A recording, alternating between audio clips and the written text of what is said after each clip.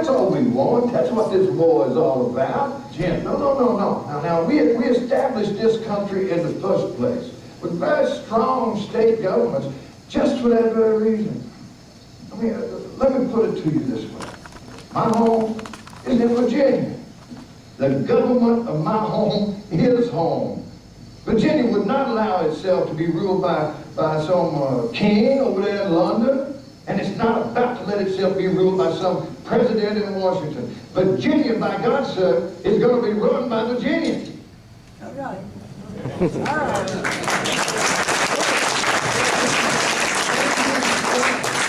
The only thing he described was the 10th Amendment. He just described state sovereignty. Very, very powerful.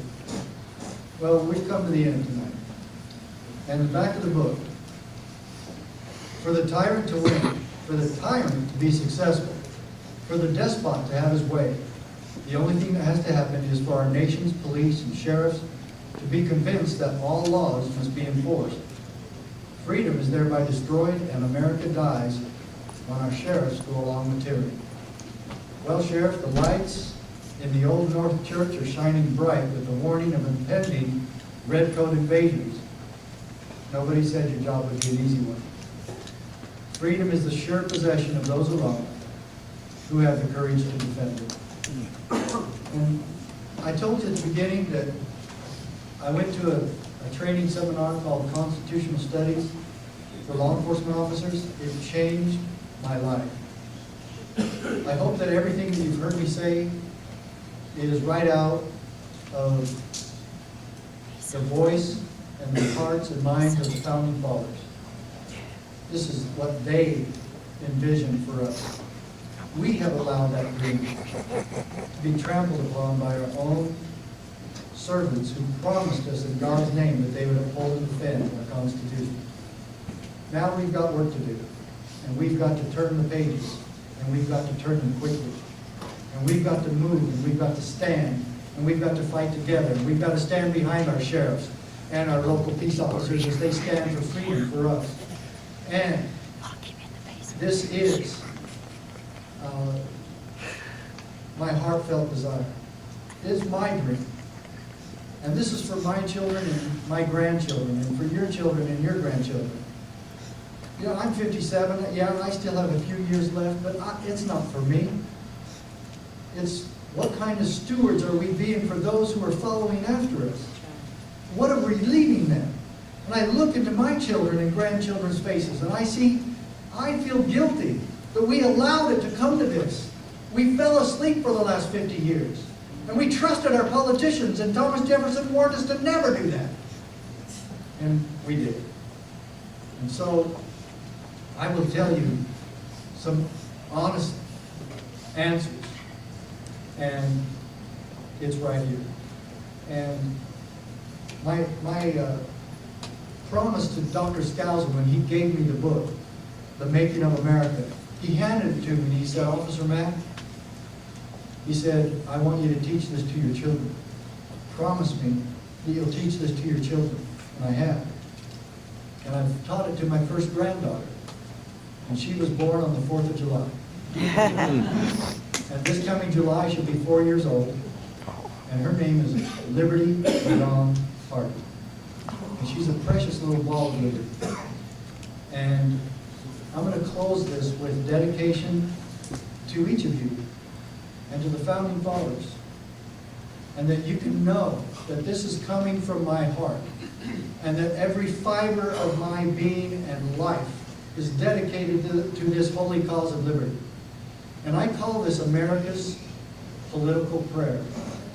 But it's really not a prayer, but, well, maybe it is.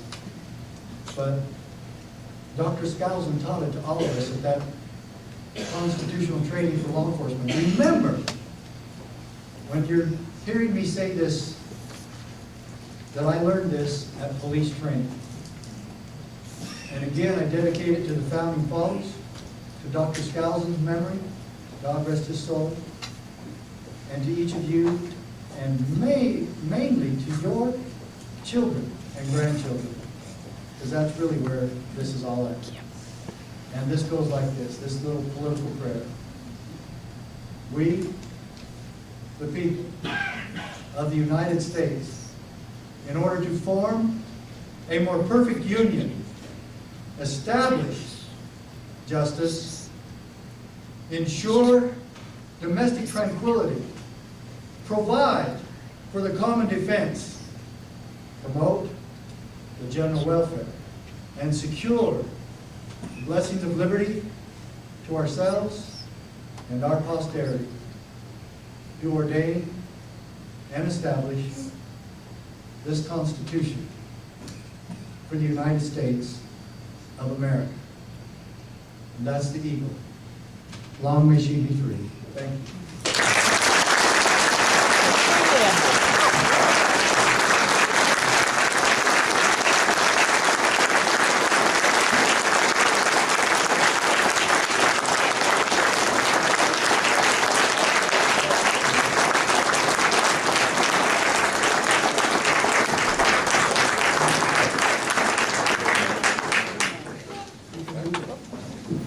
We're going to give away some quick things. I'm going to let you speak to Chair Mack, and then we're going to let you go home.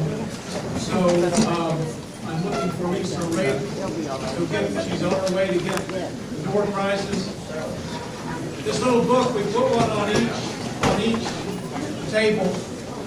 It is the Constitution as it is written. This is not a cut down version. I would like for you to take it home. Our group, and you all are most of the group, we have dispensed about 3,000 of these this year. We have been in many schools, many churches, and many organizations speaking about our founding fathers. What most people realize after hearing Kevin present this is they are stunned by how little they knew. Take this book and read it. And also a copy of the 5,000-year leaflet we have in the back. And Lisa's now bringing the basket, and we're going to have our drawing. I thank you for coming this evening. This was the first of many.